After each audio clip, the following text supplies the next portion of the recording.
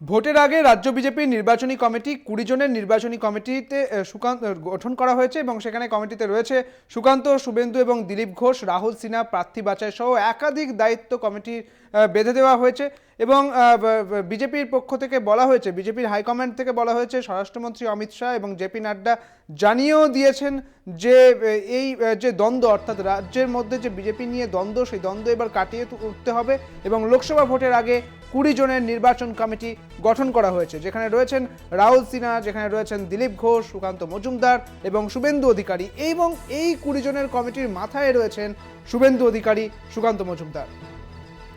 প্রার্থী বাছাই সহ একাধিক দায়িত্ব এই কমিটির কাছে থাকবে এবং এই কমিটি এভাবেই কাজ করবে। লোকসভা ভোটের আগে রাজ্য বিজেপির নির্বাচন কমিটি, সেখানে 20 জনের নাম রয়েছে, 20 জনের নির্বাচনী কমিটি গঠন, তারা প্রার্থীর বাছাই করার ক্ষেত্রে কাজ করবে এবং এই কমিটিতে সুকান্ত, শুভেন্দু, দিলীপ ঘোষ, রাহুল সিনহার নাম রয়েছে বলেই জানা যাচ্ছে।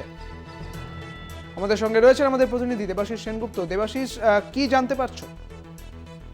দেখো, সামনেই লোকসভা নির্বাচন, আর এই লোকসভা নির্বাচনকে মাথায় রেখেই কিন্তু জেপি নাড্ডা এবং অমিত শাহর নির্দেশে ইতিমধ্যেই তারা যেটা কেন্দ্রীয় কমিটি, বিজেপির কেন্দ্রীয় কমিটি নির্দেশ দিয়েছে, প্রায় এই রাজ্য থেকে 35টি আসন তাদের লক্ষ্যমাত্রায়, সেই লক্ষ্যমাত্রাকে মাথায় রেখে ইতিমধ্যেই কিন্তু রাজ্যব্যাপী ইলেকশন ম্যানেজমেন্ট কমিটি করেছে, যে কমিটির মধ্যে প্রাক্তন সভাপতি বিজেপির দিলীপ ঘোষ, রাহুল সিনহা, যারা দলের মধ্যে কোণঠাসা ছিল, তাদেরকেও কিন্তু রাখা হয়েছে এই কমিটিতে। এছাড়াও রয়েছে 4 কেন্দ্রীয় প্রতিমন্ত্রী, রয়েছে সাংসদরা, রয়েছে বিধায়করা।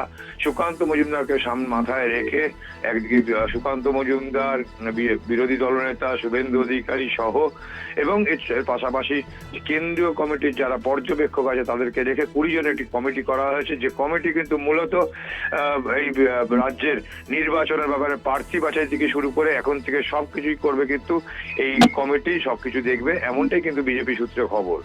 ধন্যবাদ দেবাশিস, তোমায়। আমাদের সঙ্গে ছিলেন আমাদের প্রতিনিধি দেবাশিস সেনগুপ্ত। তবে এই বিষয় নিয়ে সুকান্ত মজুমদার কি বলেছেন শোনাবো আপনাদের।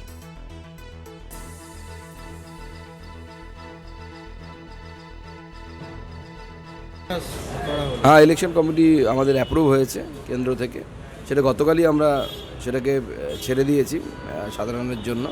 এই ইলেকশন কমিটি পুরো ইলেকশনটাকে সামলাবে। কার্যত প্রার্থী বাছাই সহ একাধিক কাজ করবে এই 20 জন কমিটি। 20 জন নির্বাচন কমিটি গঠন করেছে বিজেপি।